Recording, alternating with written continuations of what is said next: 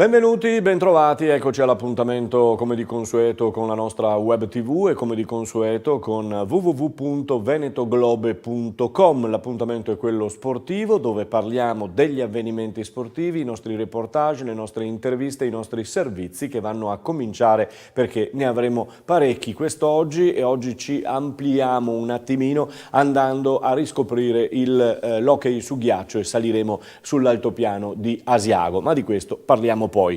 Andiamo a vedere la notizia principale del giorno e sicuramente quella della nazionale femminile di volley di Mazzanti che continua il suo splendido mondiale e dopo la vittoria con Azerbaijan, con la Turchia, l'Italia è riuscita a battere anche la Russia, vince 3-1 dopo un primo set perso, ma rispondendo alla grande nel secondo, nel terzo e nel quarto set, surclassando veramente le sovietiche. Pensate che all'Italia per accedere di diritto ai quarti di finale bastava vincere una partita tra Russia e Stati Uniti, si giocherà con gli Stati Uniti la prossima, oppure conquistare 3 set. Abbiamo vinto questa partita con la Russia importantissima, siamo passati alla fase veramente importante, quarti di finale per la formazione italiana. Cominciamo, dicevo, ad interessarci di hockey su ghiaccio, ritorniamo a parlare di Asiago, ritorniamo a parlare di questa squadra che si sta ben distinguendo in campionato e anche in Coppa. E allora vediamo e sentiamo il primo servizio che arriva dall'altopiano, eccolo. Siamo con Enrico Miglioranzi che segna il game winning goal di questa partita più difficile di quello che sembrava e soprattutto con 4 difensori di cui tu sei uno. Sì, al momento siamo in pochi, quindi è abbastanza difficile fare 30 minuti a testa in tutta la partita, quindi dobbiamo cercare di salvare le energie, però le altre squadre giocano, quindi è dura sempre. E domani si ricomincia perché si va a Milano. Sì, domani speriamo di ripartire forte come abbiamo fatto oggi e dopo magari di riuscire a mantenere il risultato dal primo tempo fino alla fine, non come oggi che abbiamo rischiato un po' verso la fine anche per colpa mia. Siamo con Alex Caffi, portiere del Feldkirch, alla fine di questo incontro che portiamo a casa all'overtime. Siete una gran bella squadra, l'avete tirata fino alla fine. Sì, diciamo, primo tempo non tanto bene, il viaggio si è fatto sentire, però mi è piaciuta tanto la reazione. Alla fine sotto 2-0, nel secondo tempo siamo andati davanti 3-2, abbiamo giocato bene. Il terzo tempo, abbiamo iniziato male. Siamo andati sotto, abbiamo reagito, pareggiato e poi l'overtime 3 contro 3. Grazie Alex, per te terzo anno a Feldkirch, com'è giocare lì? Mi piace, per me mi piace davvero tanto, con i compagni mi trovo benissimo, veramente niente da dire lì. Grazie, buon rientro, buon campionato. Grazie, ciao.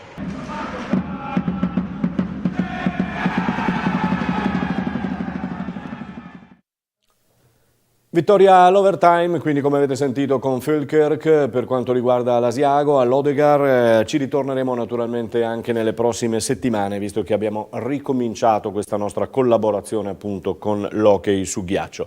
Parliamo di calcio perché il calcio nazionale con la nazionale di Mancini questa sera gioca a Genova in favore delle vittime del Ponte Morandi di Genova appunto. Si gioca contro l'Ucraina, è un amichevole, mentre domenica la nazionale sarà a Katowice per affrontare la Polonia in un match valevole per la Nation League. Anche l'Under 21, sempre calcio, di Biagio si sta preparando per giocare alcune gare in questi giorni. Giovedì infatti sarà a Udine contro il Belgio e il 15 ottobre contro la Tunisia sarà a Vicenza. Andiamo in Serie A dove il campionato ritorna il prossimo 20 ottobre, visto la pausa della nazionale con Roma Spal, Juventus Genoa e Udinese Napoli. C'è stato un cambio un po' repentino, nessuno se l'aspettava, cambio in panchina al Genoa dove se ne va Ballardini e il presidente Preziosi ripesca il solito, tra virgolette, Juric. In Serie B tutto è pronto dopo il cambio di panchina al Chievo Verona, dove arriva l'ex commissario tecnico della Nazionale Ventura per cercare di salvare il gioco e il cuore dei veronesi. C'è stato un accordo di 2 anni. Salvo invece stroppa l'allenatore del Crotone, che rimane in sella alla sua squadra. Dal 19 ottobre si ritorna in campo. Passiamo alla Serie C, dove vedete lo stemma del Pordenone, un Pordenone che è in testa alla classifica a 11 punti, seguono Triestina, Monza e Fermana a 10. Il prossimo turno, domenica, Virtus Verona contro Ternana, Pordenone Vicenza alle 18 a Pordenone e poi Monza Triestina. Una Serie D piuttosto interessante, una quinta giornata che vede, per quanto concerne il girone, diamo un'occhiata solo oggi al Montebelluna che sarà a Levico contro il Levico Terme. La formazione di Checo Feltrin deve ritornare a macinare gioco, ma soprattutto a fare punti per la sua classifica, che è importante, onde non complicarsi la vita fin dalle prime partite di questo campionato. Eccellenza, siamo alla 6ª giornata, ci sono partite molto carine, molto interessanti come Istrana Liventina, Lia Piave Tombolo, Luparense Union QDP, Nervesa Calvinoale, Porto Mansuè Eclisse, Treviso Giorgione, si gioca al Tenni, Union Pro Vittorio Veneto, San Giorgio Sedico Mestre, riposerà il Real Martellago. Anche in promozione ci sono partite interessanti in questa 6ª giornata, come il derby tra Conegliano Pitergina e poi Fontanelle Favaro, da non dimenticare anche Vazzola ZTLL Sinistra Piave, e poi la sorpresa è il Prodeco Montello che sarà a Vedelago. Ufficializzati anche gli abbinamenti per gli ottavi della Coppa Italia Eccellenza e Promozione che vanno in campo quest'oggi. Si gioca Vittorio Veneto Union San Giorgio Sedico, si gioca alle 20:30, però non si gioca al Barison perché si sta lavorando sul terreno, si gioca a San Martino di Collumberto sul sintetico.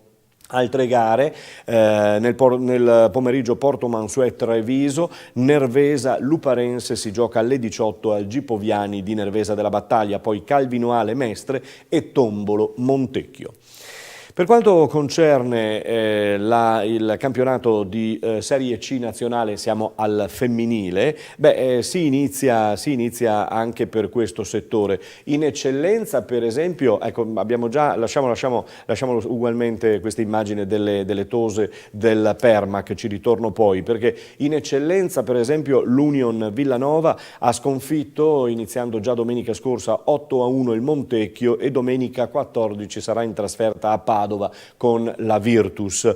Ecco, scatta il campionato delle tose, come sono chiamate, quelle della Permac Vittorio Veneto, campionato nazionale di Serie C, è l'unica trevigiana inserita in questo girone, giocherà a Cordignano la prima gara contro il Venezia. Vi dico Cordignano perché, come dicevo prima, il Barison è fermo per i lavori allo stadio e per i lavori al campo.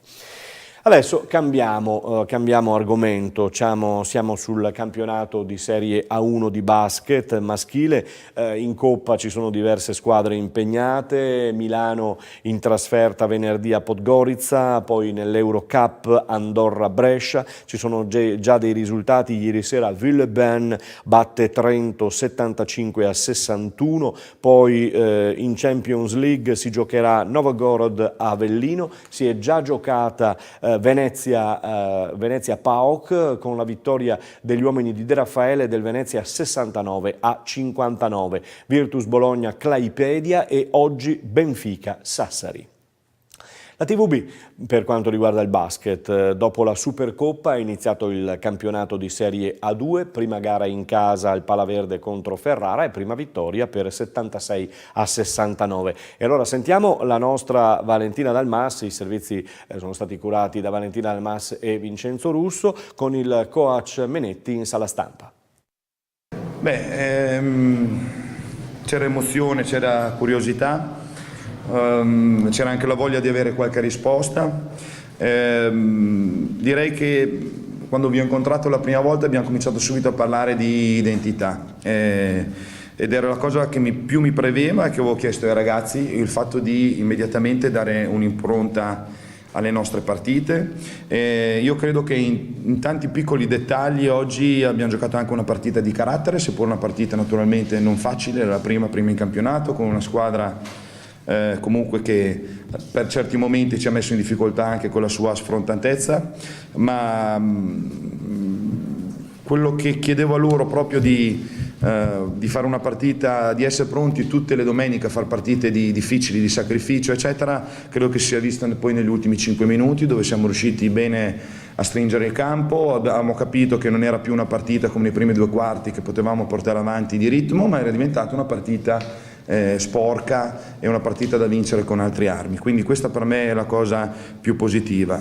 È evidente che ci sono poi tantissime cose che dobbiamo mettere a posto. Oggi praticamente è esordito un giocatore nuovo, perché Uglietti, che ha fatto anche lui un ottimo lavoro, soprattutto fino a quando ha avuto freschezza fisica, quindi è una squadra che si sta veramente conoscendo, che si sta cercando, questa è la cosa più importante, che ha grandi margini di miglioramento, che deve capire anche quali sono i suoi difetti, perché di questi 69 punti noi dobbiamo avere la consapevolezza che togliere 4-5 rimbalzi in attacco di disattenzioni per partita vuol dire far produrre agli altri 10 punti in meno, e tenere le squadre, già tenerla sotto i 70 per me è una squadra con una certa mentalità, al di là di quello che abbiamo fatto in attacco. Se ancora leviamo qualche errore difensivo e cominciamo a togliere 4-5 rimbalzi offensivi per gara, cosa che possiamo fare benissimo perché ogni tanto li prendono perché non si sa come li prendono, allora cominciamo ad avere una determinata mentalità. Per il resto sapevamo benissimo che abbiamo ancora tanto lavoro, e questo ci deve dare grandi motivazioni e avere la consapevolezza di avere tanto margine di miglioramento, su cui però serve tanto lavoro durante la settimana. Ecco, quindi mettiamo 2 punti dentro la casella della classifica, cosa molto importante, anche perché comunque Ferrara è una squadra che temevo e sapevo che avrebbe fatto una partita di un certo tipo, però insomma erano 2 punti duri e a un certo momento della partita poteva nascere ansia o manie di protagonismo, e invece credo che l'abbiamo chiusa con delle difese di squadra e con degli attacchi di squadra. Perfetta disamina di Menetti, coach Menetti della TVB Treviso Basket, che ha proprio inquadrato la gara, quella che è stata la gara appunto contro Ferrara vincente. Rimaniamo sempre in sala stampa perché c'è anche il capitano Michele Antonutti, lo sentiamo, eccolo.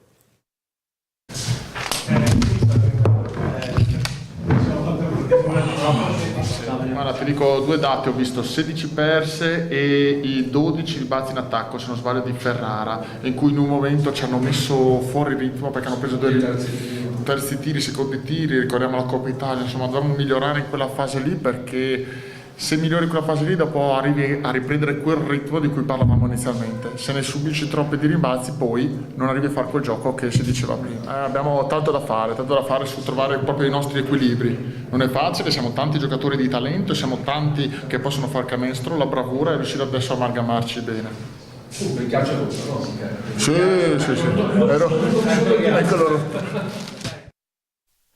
Si è proprio calato nella parte del capitano, aveva subito un brutto colpo al volto, lo avete visto, è servito il ghiaccio poi nel corso della conferenza stampa, però si è calato proprio nei panni del capitano, insomma, ha preso in mano questa squadra. Bravo Michele Antonutti. Anche in A1 di basket femminile ci sono delle squadre impegnate in Coppa in queste serate, Schio e Venezia, entrambe in Eurolega. Venezia in trasferta ha giocato ieri sera, purtroppo perduto per 67-56 e ora giocherà venerdì, recupererà la gara al Tagliercio. Schio invece è nella regular season e inizierà il 24 ottobre prossimo. Sempre per il femminile, il Ponzano, che seguiamo settimana per settimana quando ci sono le partite appunto in casa al Palacicogna. Serie A2 femminile, esordio contro Crema, purtroppo sconfitta 74-49, adesso trasferta per le ragazze di Sottana a Bolzano. La Ruker Sanve, sabato seguiremo proprio con il nostro streaming la gara della Ruker contro Urania Milano, vi ricordo dal Palasaccon di San Vendemiano, dopo la prima gara in trasferta vinta 65-60, si spera di poter continuare naturalmente con questo bel andare. Cambiamo sport, passiamo all'Imoco Volley Conegliano, perché Imoco, Benetton Rugby e TVB Basket Treviso saranno impegnati questa sera nella simpatica sfida al cucchiaio di tiramisù. Dalle ore 21 in poi, stasera, nella hall del Best Western BHR di Treviso, seconda edizione del Tiramisù World Cup. Intanto venerdì trasferta a Cuneo per l'ultimo torneo precampionato, poi il 27, tra l'altro speriamo con il ritorno positivo, felice, delle tre nostre nazionali danesi, De Gennaro e Silla, anche oggi tre delle migliori in campo per la nazionale italiana. Poi il 27, vi dicevo, comincerà il campionato contro Casalmaggiore al Palaverde. Benetton Rugby vittorioso sabato sera sotto la pioggia a Monigo contro i sudafricani del Southern Kings per 28-5, gara buona, importante e soprattutto c'è stato anche il bonus. Adesso stop al campionato, perché si ferma questo top 14, era da tempo che non si fermava, stop al campionato e si va in campo per la Challenge sabato alle ore 15 contro Grenoble, mentre venerdì 19 ottobre i biancoverdi saranno ad Hagen, sempre in Francia. Nella top 12 il Mogliano osserverà riposo per la Coppa, che vedrà sabato la trasferta con la neopromossa Verona a Verona. E adesso parliamo di campionati maggiori femminili. Iniziative Villorba Rugby e Red Panthers Benetton sono pronte a ritornare in campo dopo le prime 2 vittorie ottenute nella prima giornata. E da domenica, attenzione, perché via anche i campionati dalla Serie A alla Serie C2 per quanto concerne appunto il rugby minore, cosiddetto minore, ma in bocca al lupo a tutti. Abbiamo concluso anche per oggi il nostro appuntamento con l'informazione sportiva. venetoglobe.com vi dà la risentirci, la rivederci e il ritrovarci a domani, solita ora. Buona giornata.